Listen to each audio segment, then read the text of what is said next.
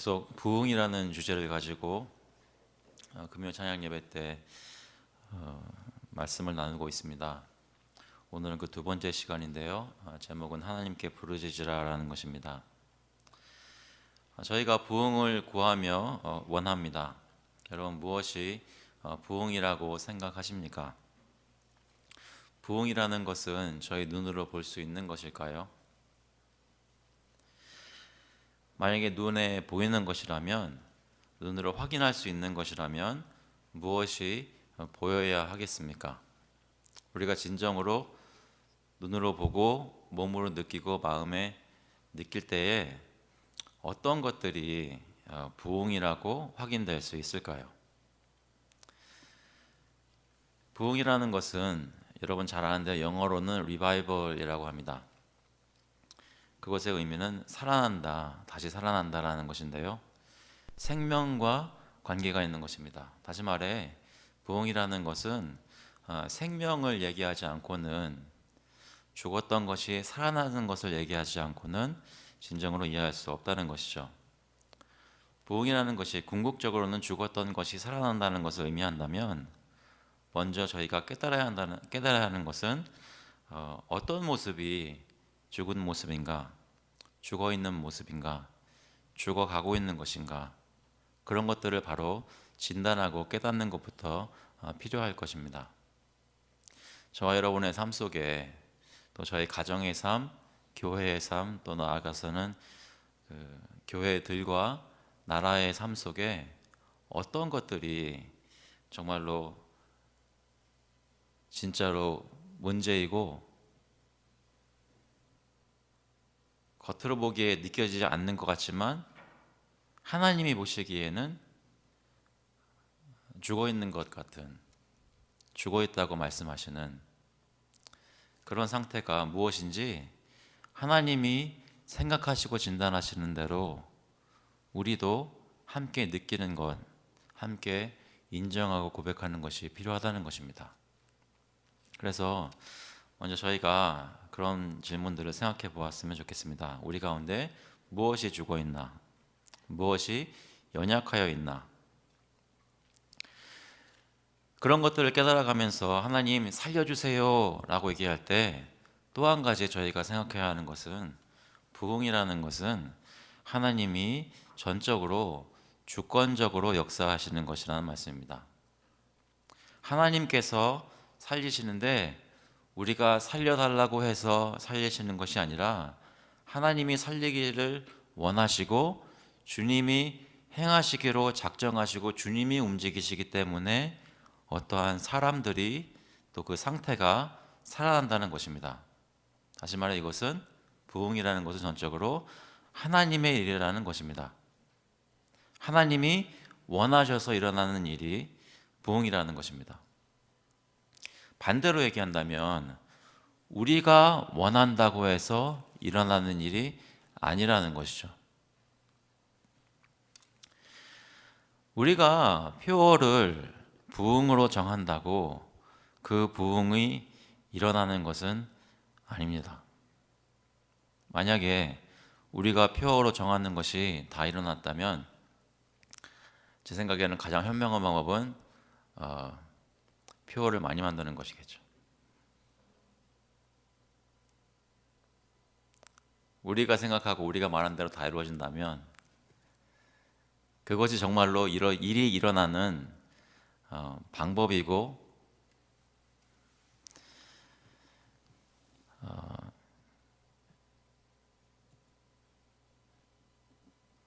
그렇게 정말 된다면 그냥 우리가 계획만 잘 세우고 잘 외치면 될 것입니다.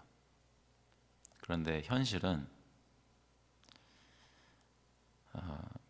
전혀 그렇지 않다는 것입니다. 우리가 외친다고 살아나는 것이 아니라는 것입니다.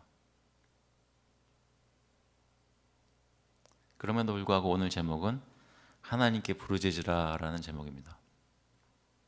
그래서 우리 하나님께 기도할 때 제일 먼저 생각해야 하겠다는 것들은 이런 것들입니다.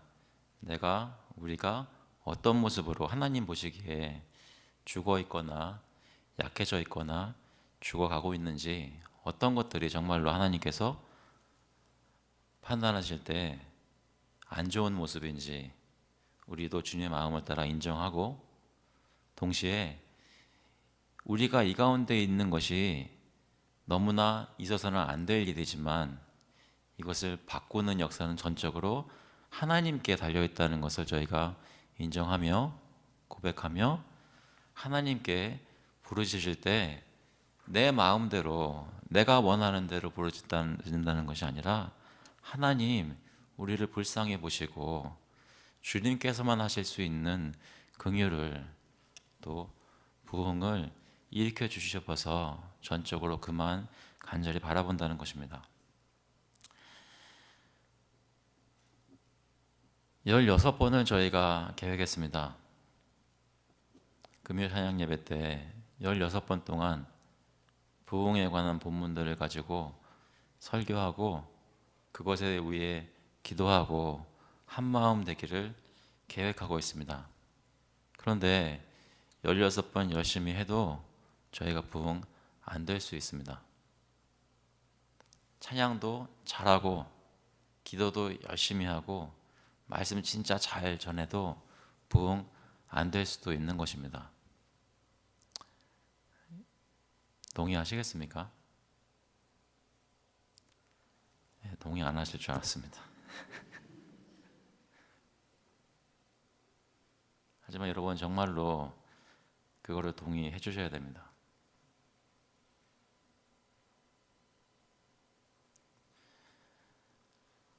우리가 하는 것에 따라 하나님이 움직이시는 것이 아니고 하나님이 움직이시는 것입니다. 우리는 그럼에도 불구하고 하나님 움직여 주시옵소서 간절히 바라고 구하는 것입니다. 그러면 아마도 maybe 하나님께서 우리를 살려주실 수도 있는 것입니다. 다시 말해 누가 주인이냐는 것이죠. 이 교회의 삶과 사역과 저희의 신앙의 주인은 누구인지 하나님 앞에 나와서 인정할 수 있기를 바랍니다. 부흥은 하나님이라는 분에 대해 우리가 깨어날 때 그분을 인식하고 인정하고 그 하나님을 바라기 시작할 때 저희 가운데 서서히 시작될 수 있습니다. 오늘 읽은 본문 사무엘상 7장 말씀을 보면 사무엘이 등장하는데요. 사무엘이 여기 3절에 보니까 이스라엘 온 족속에게 말하여 이르되 만일 너희가 전심으로 여호와께 돌아오려거든 이방 신들과 아스타롯을 너희 중에서 제거하고 너희 마음을 여호와께로 향하여 그만을 섬기라 라고 얘기합니다. 이것의 배경은 이렇습니다. 여호와의 언약궤가 엘리의 아들들의 패역함으로 인해 또 그들과 함께 죄를 짓던 이스라엘 백성들의 죄악된 모습으로 인해서 전쟁 중에 블레셋에게 빼앗겼습니다. 그들은 언약궤만 가지고 오면 하나님이 당연히 우리 편을 들어주시겠지 생각하면서 언약궤를 전쟁터로 가지고 왔지만 오히려 그 언약궤를 블레셋 백성들에게 빼앗겼습니다. 하나님께서 블레셋 땅에 있는 자신의 언약궤를 그냥 두지 않으시고 기이한 모습으로 질병들을 일으키시고 블레셋 우상들 그 앞에 쓰러지게 하시는 기적들을 통해서 그들이 제발 저희 가운데서 떠나주십시오 하면서 블레셋 백성이 언약궤를 이스라엘에게 다시 돌려보냈습니다. 그런데 언약궤가 다시 돌아왔다고 뭣도 모르고 기뻐하던 베세메스 사람들이 함부로 언약궤를 대함으로 인해서 하나님께서 진노하시고 수많은 사람들이 죽었습니다. 그래서 큰 두려움이 이스라엘 백성들에게 임해서 이스라엘 백성이 하나님의 백성의 정중앙에 한가운데 높이 들림을 받아야 할 그 위치에 모시지 못하고 기라 이아림이라는 시골 동네에 아비나답의 집에 들어가 자그마치 20년 동안 하나님의 영광을 하나님의 백성이 마음대로 바라보지 못하고 누리지 못하고 피폐한 영적 상태 가운데 오랜 세월을 지난 다음이라는 것입니다. 그것이 오늘 본문의 배경입니다. 그 이스라엘의 백성들의 마음의 상태를 무엇이라고 7장 2절에서 얘기하냐면, 괴가 기럇 여아림에 들어간 날부터 20년 동안 오래 있은지라 이스라엘 온 족속이 여호와를 사모하니라 라고 말합니다. 여기 여호와를 사모하니라 라고 번역된 말은 좀 더 생각해 보면 하나님을 향해서 슬피 울고 애통해하면서 구하는 것을 얘기합니다. 영어 성경을 보시면 러멘트라고 합니다. 애통하였다는 것입니다. 하나님이라는 분을 향해 그 하나님이 우리 가운데 있지 않기 때문에, 우리가 그와 가까운 관계를 가지고 그와 교제할 수 없기 때문에, 우리가 원하는 하나님이 정말로 멀리 보이기 때문에 마음의 슬픔을 가지고 애통해한 것입니다. 20년 동안. 여러분은 혹시 메말랐다라는 상태를, 영적으로 메말랐다는 상태를, 다시 말해 하나님의 은혜를 촉촉히 맛보고 그 가운데 느끼고 주님과 함께 있는 것이 그냥 좋은 그런 상태를 잊어버리고 오랫동안 경험하지 못한 지 오래였던 상태를 혹시 경험해 본 적이 있으십니까? 사랑하는 가족이 오래 떨어져 있으면 마음에 슬프지 않으십니까? 여러분 혹시 지금 남편이 한 2달 동안 멀리 떠나 있다고 생각해 보세요. 여러분 어떠시겠어요? 웃으시는 분들이 많이 계신데요.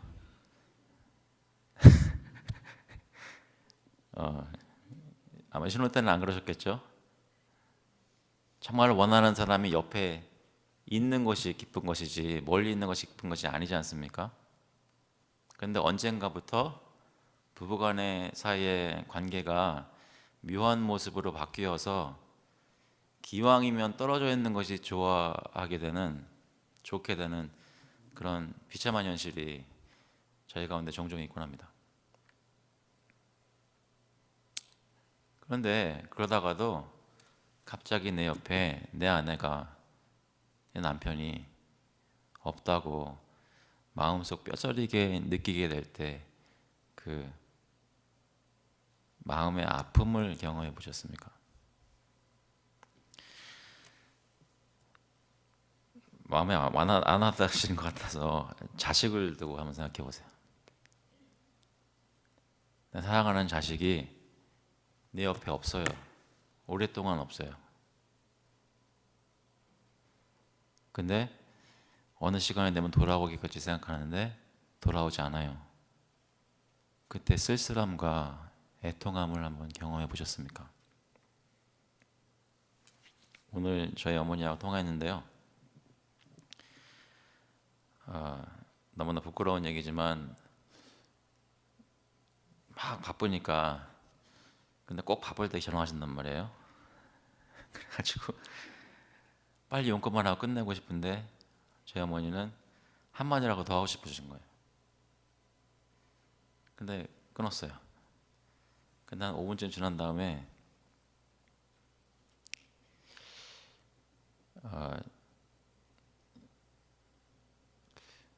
좀 죄송하더라고요.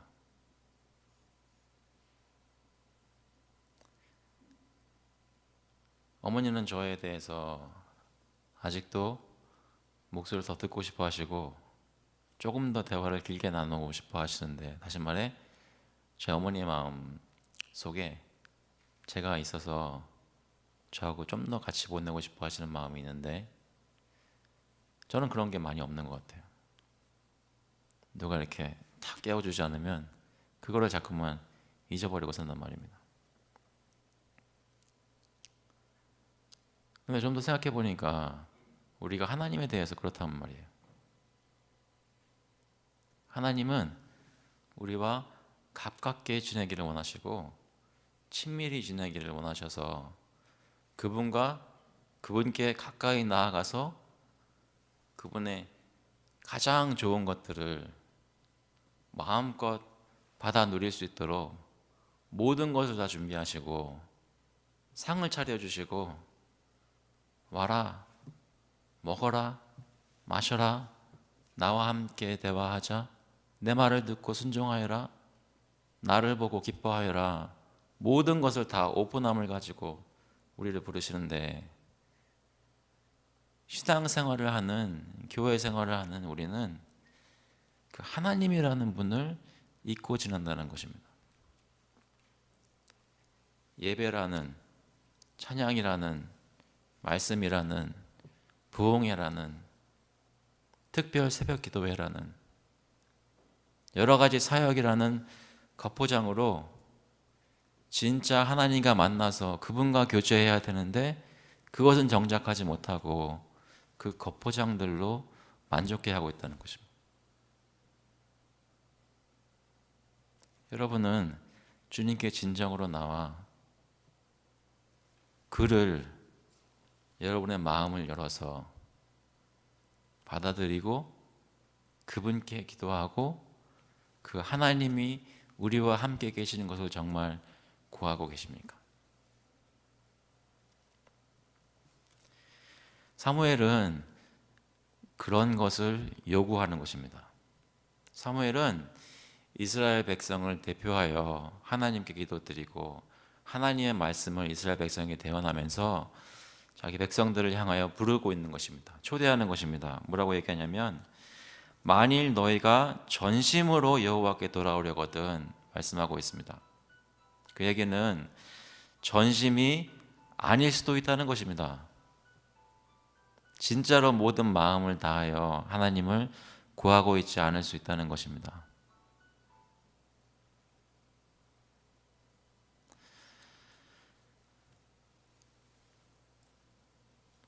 진짜로 돌아오렸느냐 묻고 있습니다. 20년 동안 슬퍼하는 그들에게 너희가 진짜로 하나님께 돌아오려고 하느냐? 여러분, 하나님께 진정으로 돌아오기를 원하십니까? 진짜 하나님과 함께 있기를 원하십니까? 그렇다면 사무엘이 뭐라고 얘기하는지 한번 들어보세요. 미스바로 모여서 사무엘이 뭐라고 얘기하는지 보면, 여기 3절에 보니까 이방 신들과 아스다롯을 너희 중에서 제거하라 얘기하고 있습니다. 우리의 참된 마음, 우리가 진짜로 하나님 원합니다 라고 말로만 하는 것이 아니라 진짜로 그 참된 마음이라는 것을 증명하는 것은 하나님이 아닌 다른 신들을 우리 가운데서 제거하는 것입니다. 하나님보다 더 마음속에 두고 사랑하는 것, 애틋하게 원하는 것, 하나님을 원하는 척하면서 그저 괜찮은 관계로 유지하길 바라고 정말 시간과 마음은 다른 곳에 빼앗기는 다른 대상들, 바로 우상들입니다. 하나님께 진정으로 나아가는 나의 온 마음을 하나님께 바치는 것을 방해하는 다른 예쁘고 맛있고 달콤한 것들을 제거하라는 것이죠. 그런 우상들을 제거한 후에 마음을 여호와께 돌리라고 합니다. 너희 마음을 여호와께로 향하여 얘기합니다. 우상을 제거한 뒤에는 우리 마음의 방향을 참 하나님께 두어야 합니다. 성경이 가르치는, 다시 말해 예수 그리스도를 통해 참으로 알게 된, 우리를 구원하신 창조주와 구원자 되신 진짜 하나님을 향해서 우리의 마음을 그분께 돌리고 향하여야 한다는 것입니다. 여러분의 마음속에 2019년도에 부흥을 원하신다면 우상을 제거하시고 내가 이번 해에는 정말로 진짜 하나님을 알기를 원합니다 라는 생각으로 마음을 주님께 돌리실 수 있기를 바랍니다. 하나님은 저희의 마음을 원하십니다. 곰곰이 생각해 보시면 우리가 뭐라고 우리의 마음을 그토록 원하실까 생각해 보게 됩니다.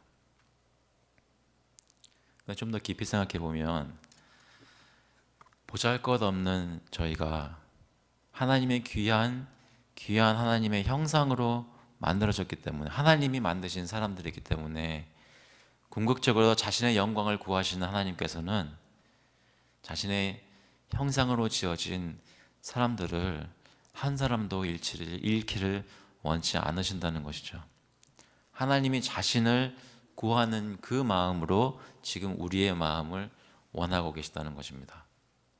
우리의 마음이 하나님께 향하는 것이 하나님의 영광을 인정하고 주님의 이름을 높이는 일이라는 말씀입니다. 그래서 우리는 하나님을 향하여야 합니다. 우리의 마음으로 향하여야 합니다.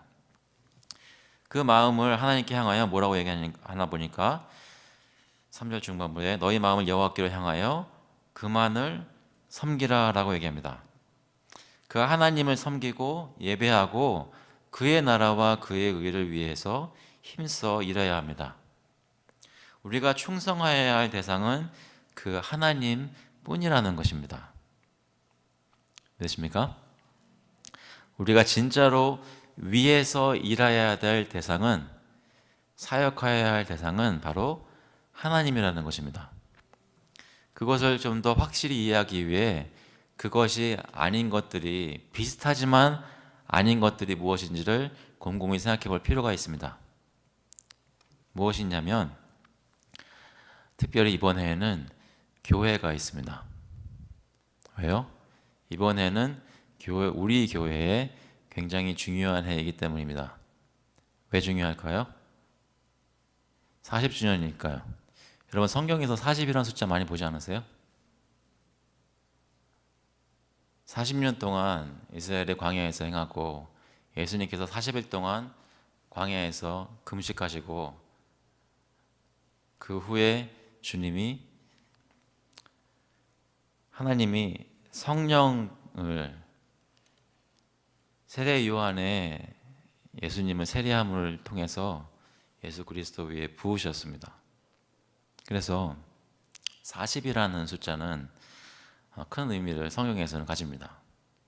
저희 교회가 40주년이라는 것은 또한 저희 교회에 특별한 의미가 분명히 있을 것입니다. 그럼에도 불구하고 저희 교회가 이번 해에 특별히 마음을 써서 주의해야 될 것이 뭐냐면, 우리가 구하는 영광이 우리 교회의 영광이 되면 안 된다는 것입니다.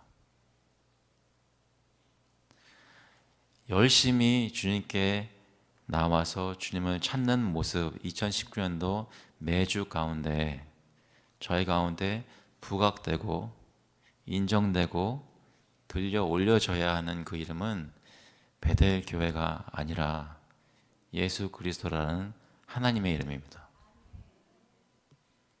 그것을 진짜 주의하지 않으면 하나님께 우리의 마음이 진정으로 향해 있습니다라는 것을 증명할 길이 없는 것입니다. 전심으로 하나님만을 섬기시는 저와 여러분 될 수 있기를, 우리 베델 교회가 될 수 있기를 간절히 구합니다. 그러면 그만을 섬기라 라고 말씀하면서 사무엘이 어떻게 이스라엘 백성들에게 하라고 하냐면, 5절에 보니까 사무엘이 이르되 온 이스라엘은 미스바로 모이라 내가 너희를 위하여 여호와께 기도하리라 하며, 온 이스라엘에게 한 곳에 모이라고 합니다. 저희 교회도 모이라고 할 때가 있습니다. 그런데 이렇게 말씀드려서 죄송하지만 다 안 모입니다. 한번 주위를 바라보세요. 지금 온 베델 교회가 와 있습니까? 금요 찬양팀 보이시죠? 가끔 금요 설교 중에는 금요 찬양팀을 애용하곤 합니다. 금요 찬양팀이 수년 동안 안타깝게 목회진을 향하여 부르짖었던 건 뭐냐면, 이거 공예배인데 왜 이렇게 사람이 적게 나오냐고, 얼마나 여러 가지 모습을 통로를 채널을 통해서 얘기했는지 모릅니다. 근데 여러분, 저희 교회의 고질적인 문제입니다. 이것은. 그건 제가 처음 우리 교회에 2009년도에 설교하러 왔을 때 느낄 수 있었습니다. 아무것도 모르는, 이 교회에 대해서 아무것도 모르는 사람이 이 교회에 와서 설교를 2번 해야 했습니다. 선보러 가서 2번 해야 했어요. 왜냐하면 금요 찬양 예배에 오는 사람들과 토요 새벽에 오는 사람들이 다르기 때문입니다. 무슨 말씀인지 아시겠어요? 내일 새벽에 예배가 있단 말이에요. 이번 주 내내 신년 특세라고 해가지고 수많은 무리가 여기에 새벽마다 모였습니다. 여러분 그거 알고 계십니까? 이번에 특세는 많은 분들이 모여서 여느 때보다 소위 세상말로 하자면 성황리에 진행되고 있습니다. 그런데 우리 교회라는 입장에서 보면 온 베델이 주님 앞에 모였더라 라고 말할 만한 것은 못 된다는 것입니다.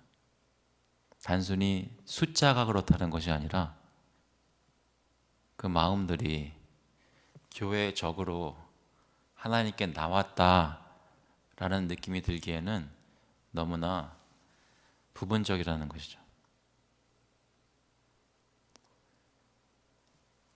다른 마음으로 표현하자면 저희 교회에 계시는 많은 성도님들의 마음이 여기저기 방향들이 분산되어 있어서 어떤 사람들은 어떤 것들을 통해 은혜를 받기도 하고 어떤 사람들은 다른 것들을 통해 은혜를 받기도 하고 어떤 사람들은 어떤 것들을 통해 마음에 슬퍼하기도 하는데 다른 사람들에게는 아무런 슬픔의 이유가 되지 않는 그런 상황이, 그런 모습이 저희 교회라는 것입니다. 하지만 사무엘은 온 이스라엘에게 부르고 있습니다. 너희가 진정으로 하나님을 원한다면 너희의 마음을 다 함께 주님 앞에 가지고 나와 주님의 이름을 부르짖으라 이야기하고 있습니다.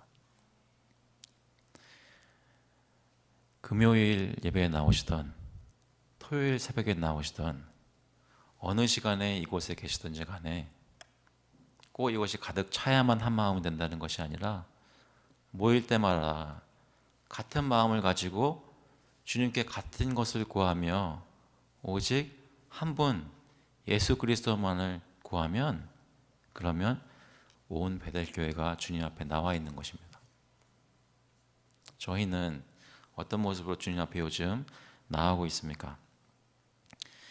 주님 앞에 모인 백성이 6절에 보니까 어떤 것을 했는가 나와 있습니다. 6절에 그들이 미스바에 모여 물을 길어 여호와 앞에 붓고 그날 종일 금식하고 거기에서 이르되, 물을 주님 앞에 붓는 행위나 그 앞에서 금식하는 행위는 그 성격이 비슷한 행위입니다. 다시 말해 하나님, 내가 주님 앞에 애통해야 합니다. 내 모든 것을 쏟아붓습니다. 나를 불쌍히 바라보아 주시옵소서. 내 자신을 위해서 내가 섭취하고 끌어당기지 않겠습니다. 오히려 주님 앞에 다 내어놓겠습니다. 그것을 상징적으로 보여주는 것입니다. 하나님께 나와 주님을 바랍니다 라고 하는 사람들은 주님 앞에 이렇게 쏟아붓는 그런 심정을 가지고 나와야 합니다. 내가 소중하게 생각하는 것들, 내가 마음속에 간절히 바라는 것들, 하나님 아닌 모든 것들은 다 주님 앞에 내어놓고 내 것이 아닙니다. 주님 가져가 주십시오 라는 마음으로 부어버리는 것입니다. 주님께 헌신하는 것입니다. 그러면서 뭐라고 얘기하냐면 우리가 여호와께 범죄하였나이다 라고 고백하는 것입니다. 하나님, 내가 분명히 하나님의 말씀을 알고 주님이 무엇을 원하시는지 아는데 주님의 말씀을 순종하지 않고 주님만 섬기지 못하였습니다. 나를 불쌍히 보시고 나를 용서하여 주셔서 내가 죄인인 것을 인정합니다 라고 얘기하는 것입니다. 그때 사무엘이 부르는 대로 이스라엘 백성이 미스바에 모여 주님 앞에 그렇게 회개했던 것처럼 우리도 예수께서 우리를 부르시는 소리를 듣고 주님 앞에 나와 우리의 심령을 쏟아부으며 주님 앞에 나와 회개해야 합니다. 예수 그리스도께 나와서 그 앞에 진정으로 회개하고 우리의 모든 소망을 주님께만 두어서 주님 원하는 대로 하여 주시옵소서라고 주님께 부르짖으면 주님이 저희에게 구원의 역사를 베푸십니다. 여기 보니까 어떻게 됐냐면